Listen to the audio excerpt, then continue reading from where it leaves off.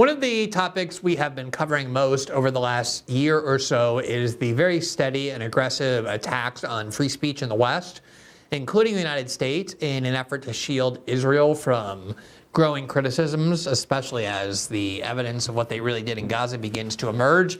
There's going to be a lot more criticism and horror about what Israel did in the West, and therefore a lot more attempts to repress and silence its critics and to even not just stigmatize but criminalize its speech. And we've gone over so many instances where people have been fired en masse, where laws have been proposed and even implemented in the United States, executive orders that are designed to attack core free speech rights in order to silence Israel's harshest critics and people who are defenders of the Palestinian cause. Last October, we interviewed Ali Abunimah, who is a longtime critic of Israel. He's an American citizen who runs a website called the Electronic Intifada that reports very critically on Israel. And we interviewed him in October because his colleague had been the subject of a very aggressive search by the British, where they seized all of his telephones and computers, obviously investigating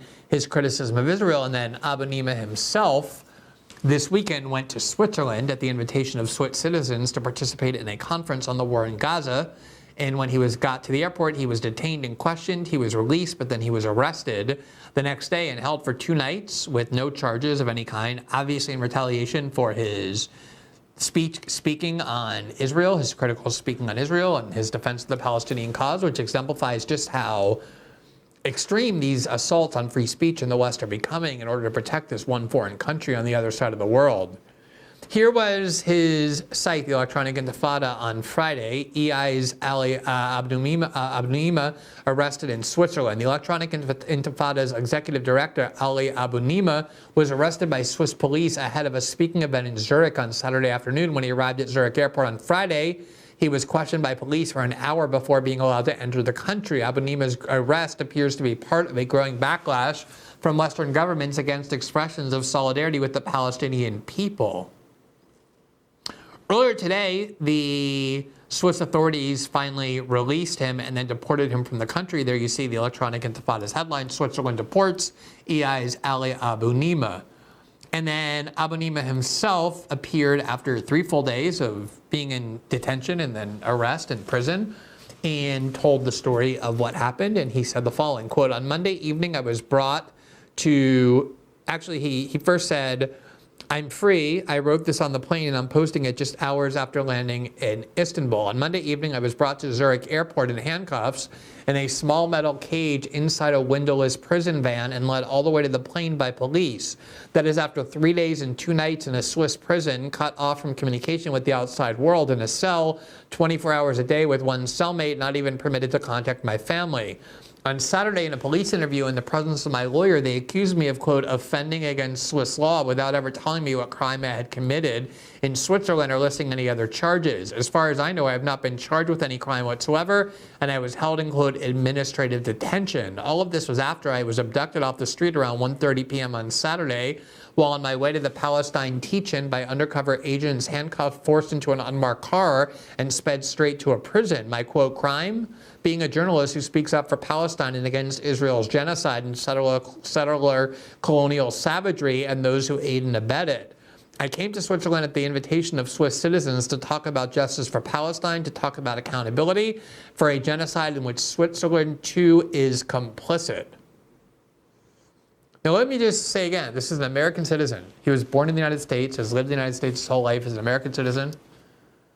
He's a journalist, and if any other American citizen on any other issue had been arrested in Switzerland and then kept in a prison cell, cut off from the outside world for 3 days and 2 nights, most Americans would be up in arms. But as we well know by now, when it comes to free speech, when it comes to American citizens, people who claim so much to believe in both, so many of them have a gigantic Israel exception, so that they're willing not only to overlook this, but create justifications for it.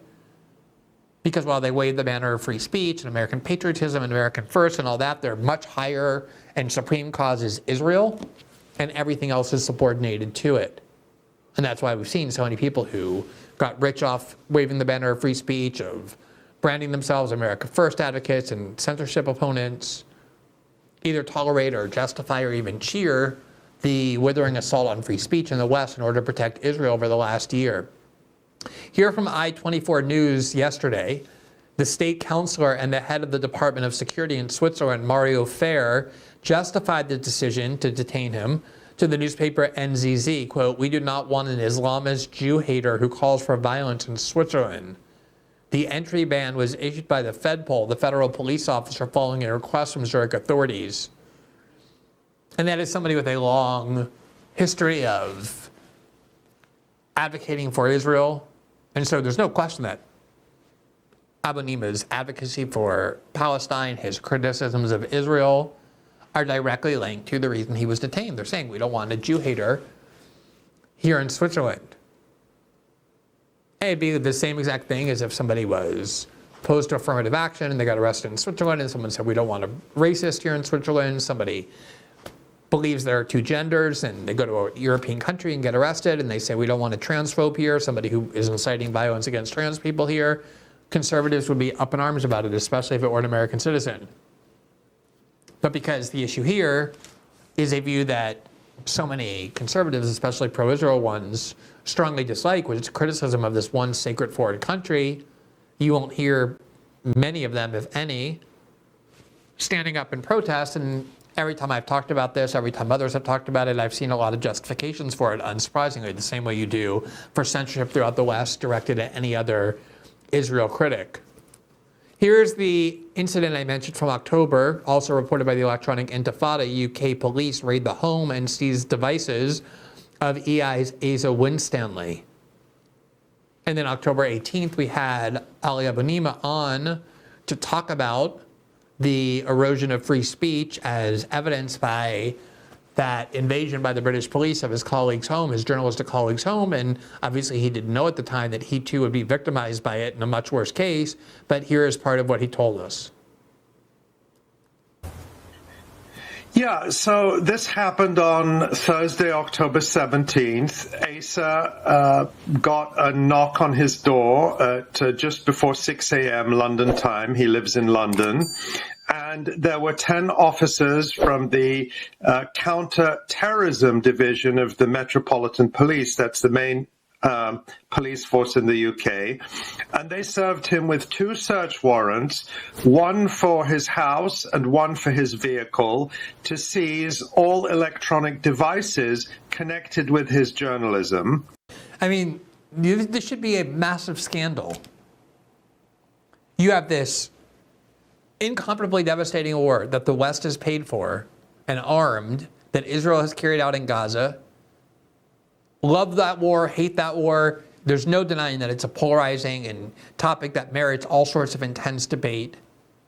And at the same time, you have a growing framework of repression and censorship designed to shield Israel and punish those who believe that Israel's war was criminal or a war crime.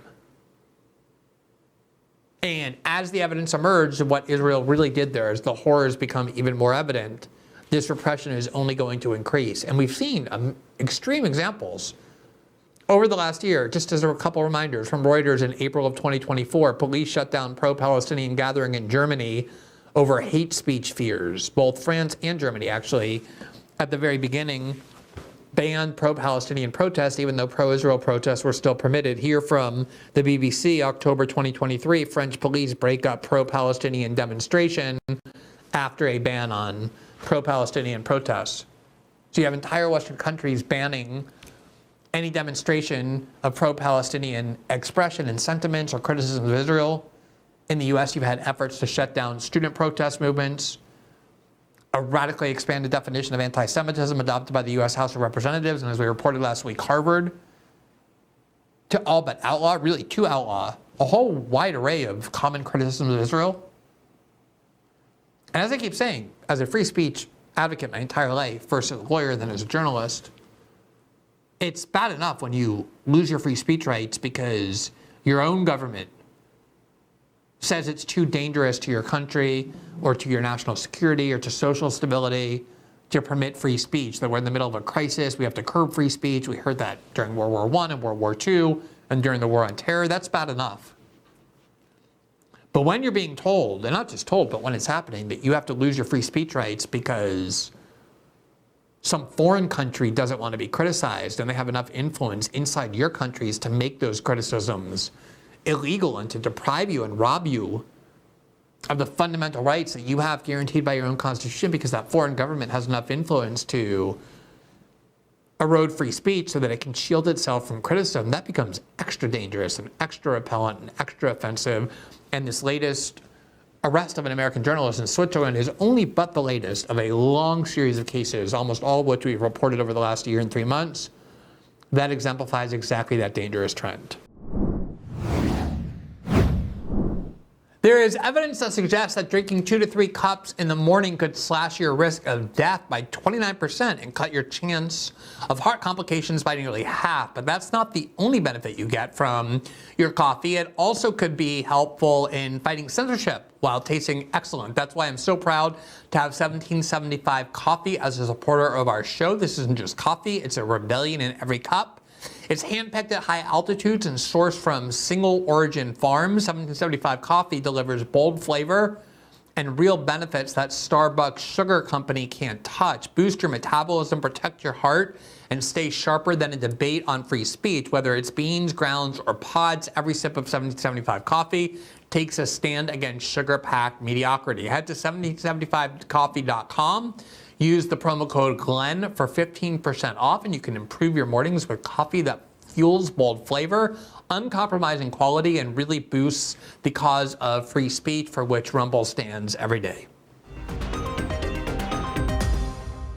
Thanks for watching this clip from System Update, our live show that airs every Monday through Friday at 7 p.m. Eastern, exclusively on Rumble. You can catch the full nightly shows live or view the backlog of episodes for free on our Rumble page. You can also find full episodes the morning after they air across all major podcasting platforms, including Spotify and Apple. All the information you need is linked below. We hope to see you there.